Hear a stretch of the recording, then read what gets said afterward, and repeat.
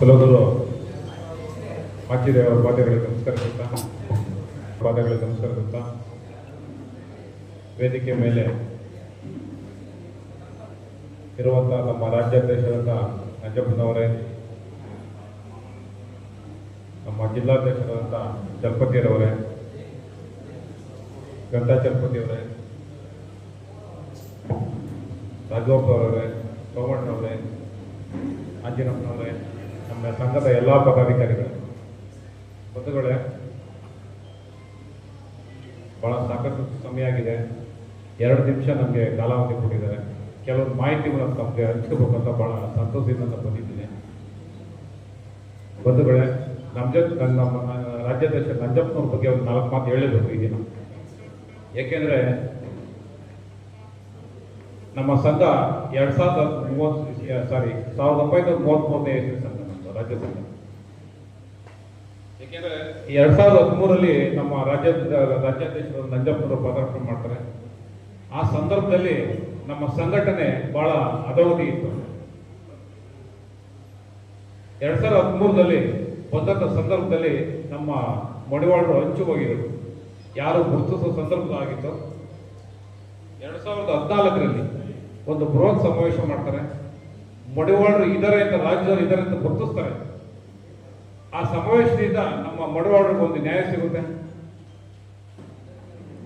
ಇರುವಂಥ ರಾಜಕೀಯ ಪಕ್ಷಗಳಿಗೆ ಗುರುತು ಸಿಗುತ್ತೆ. ಏಕೆಂದರೆ ರಾಜ್ಯದಲ್ಲಿ ನಾವು ಸುಮಾರು ಒಂದು 12 ಲಕ್ಷ ಜನಸಂಖ್ಯೆ ಇದ್ದೇವೆ. ಆ ಒಂದು ನ್ಯಾಷನಲ್ ಗ್ರೌಂಡಲ್ಲಿ 2014ರಲ್ಲಿ 1 ಲಕ್ಷ ಜನಸಂಖ್ಯೆ ನಮ್ಮ ಮಡಿವಾಳ ಬಂಧುಗಳು ಸೇರಿ ಎಲ್ಲರೂ ಒಂದು ಸಂದೇಶ ಕೊಡ್ತಾರೆ. ಹೌದು, ನಾವು ಈ ರಾಜ್ಯದಲ್ಲಿ ಇದ್ದೀವಿ, ಮಡಿವಾಳರು ಎಲ್ಲ ಸೌಲಭ್ಯ ವಂಚಿತರಾಗಿದ್ದೇವೆ ಅಂತ ಒಂದು ಸಂದೇಶ ಸಿಗುತ್ತೆ. ಅದು ರೂವಾರಿಗಳು ನಮ್ಮ ರಾಜ್ಯಾಧ್ಯಕ್ಷರು ನಂಜಪ್ಪನವರು. ಹಾಗೆ 2016ರಲ್ಲಿ ಕೂಡಲ ಸಂಗಮದಲ್ಲಿ ಮತ್ತು ಬೃಹತ್ ಸಮಾವೇಶ ಆವಾಗಲೂ ಸಹ, ಏಕೆಂದರೆ 2014ರಲ್ಲಿ ಈ ನಮ್ಮ ಈಗೇನು ರಾಜ್ಯದ ಮುಖ್ಯಮಂತ್ರಿ ಇದಾರಲ್ಲ ಸಿದ್ದರಾಮಯ್ಯವರು, ಆ ಸಂದರ್ಭದಲ್ಲೂ ಸಹ ಸಿದ್ದರಾಮಯ್ಯನವರು ಮುಖ್ಯಮಂತ್ರಿ ಆಗಿದ್ರು. ಮಡಿವಾಳರು 1 ಲಕ್ಷ ಜನಸಂಖ್ಯೆ ಸೇರಿದಾರ, ಸೇರಕ್ಕೆ ಸಾಧ್ಯ ಇಲ್ಲ, ಅವರ ಸಂಘಟನೆ ಇಲ್ಲ, ಒಗ್ಗಟ್ಟಿಲ್ಲ. ಆ ಸಂದರ್ಭದಲ್ಲಿ ಇಲ್ಲ, ಏಕೆಂದರೆ ಅವರು ಪೊಲೀಸ್ ಅಧಿಕಾರಿಗಳು ಮಾಹಿತಿ ತಿಳ್ಕೊಂಡು ಇಲ್ಲ ಸೇರಿದಾರಂತೆ, ಬೃಹತ್ ಸಮಾವೇಶ ನಡೆದಿದೆ. ಆ ಸಂದರ್ಭ ಓಡ್ಬೋದು. ಆ ಶಕ್ತಿ ನಮ್ಮ ನಂಜಪ್ಪನ, ಆ ಒಂದು ಟೋಟಲ್ ಎಲ್ಲ ಕ್ರೆಡಿಟ್ ಎಲ್ಲ ಅವ್ರು ಸೇರ್ಬೇಕಾಗ್ತದೆ. 16 ಸಹ ಒಂದು ಬೃಹತ್ ಸಮಾವೇಶ ನಡೆಯುತ್ತೆ. 17ರಲ್ಲಿ ಮೈಸೂರಲ್ಲಿ ಆ ಒಂದು ಸಮಾವೇಶಕ್ಕೆ ನಮ್ಮ ಏನು ಜಾತಿ ಇತ್ತು, ಒಂದು ಮಾಚಿದೇವರ ಜಯಂತಿನ ಒಂದು ಘೋಷಣೆ ಆಗುತ್ತೆ. ಯಾಕೆ ನಾವು ಜಯಂತಿ ಯಾವ್ದಾವುದೋ ದಿನಾಂಕಗಳಲ್ಲಿ ಮಾಡ್ತಾ ಇದ್ವು. ಆ ದಿನಾಂಕದಲ್ಲಿ ಅವತ್ತು ನಮ್ಮದೊಂದು ಇಲ್ಲ, ಮಾಚಿದೇವರು ಇದ್ದಾರೆ. ನಮ್ಮ ಗುರುಗಳು ಹೇಳ್ದಂಗೆ 12ನೇ ಶತಮಾನದಲ್ಲಿ ನಮ್ಮ ಮಾಚಿದೇವರು ಹೋರಾಟ ಮಾಡಿದ್ರು. ಆ ಹೋರಾಟದ ಪ್ರತಿಫಲವಾಗಿ ನಮ್ಮ ಈಗಿನ ಮುಖ್ಯಮಂತ್ರಿಗಳು ಒಂದು ಘೋಷಣೆ ಮಾಡಿದ್ರು, ಇಲ್ಲ ಒಂದು ಈ ಮಾಚಿದೇವರಿಗೆ ಜಯಂತಿ ಒಂದು ದಿನಾಂಕ ನಿಗದಿ ಮಾಡಿದ್ರು. ಅದರ ರೂವಾರಿಗಳು ನಮ್ಮ ನಂಜಪ್ಪನವರು. ಹಾಗೆ 18ರಲ್ಲಿ ಒಂದು ಸಮಾವೇಶ ಮಂಡ್ಯದಲ್ಲಿ. ಆ ಟೈಮಲ್ಲಿ ದಳ ಸರ್ಕಾರ ಇತ್ತು, ಕುಮಾರಸ್ವಾಮಿ ಅವರು ಮುಖ್ಯಮಂತ್ರಿ ಆಗಿದ್ರು. ಅವತ್ತು ಸಹ ದೊಡ್ಡ ಸಮಾವೇಶ, ಅದು ಮಂಡ್ಯದಲ್ಲಿ.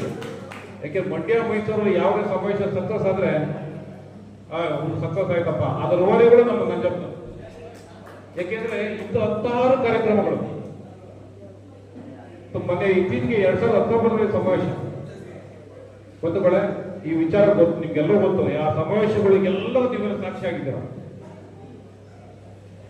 ಮತ್ತೆ 2018ರಲ್ಲಿ ಈಗಿನ ನಿಗಮ ಸ್ಥಾಪನೆ ಆಗುತ್ತೆ.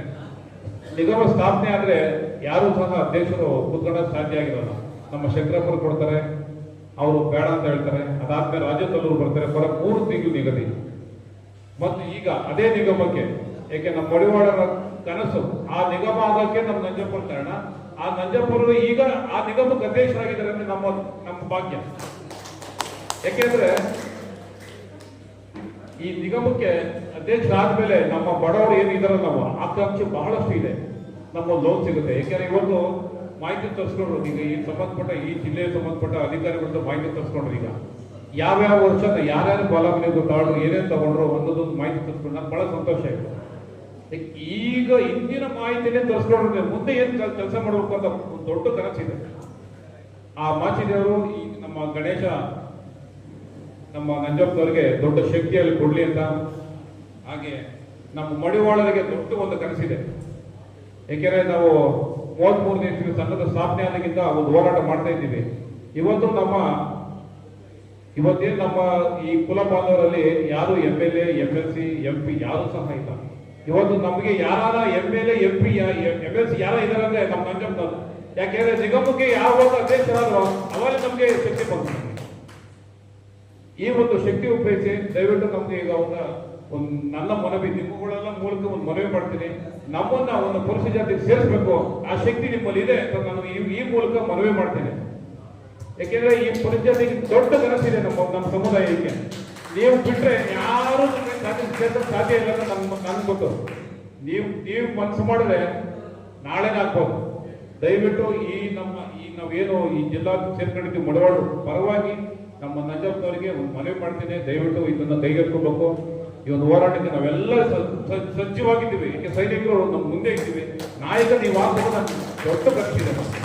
ಯಾಕೆ ಇದೊಂದು ದೊಡ್ಡ ಪುಟ್ಟಿರ್ಬೇಕಾದ್ರೆ ನೀವು ಎಷ್ಟೋ ಕಾರ್ಯಕ್ರಮ ಕೊಟ್ಟಿದ್ದೀರ.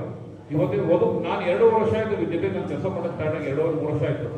ಸಾಕಷ್ಟು ಕಾರ್ಯಕ್ರಮ ಒಂದು ಪ್ರತಿದಿನನೂ ನಾನು ಮಾಡ್ಲಾರೋ ನನ್ಗೆ ಫೋನ್ ಮಾಡ್ತಾರೆ, ಪ್ರಕಾಶ್ ಏನ್ ಮಾಡ್ತಿದ್ಯಾ ಬಾಯಿ ಕೆಲಸ ಮಾಡೋದು.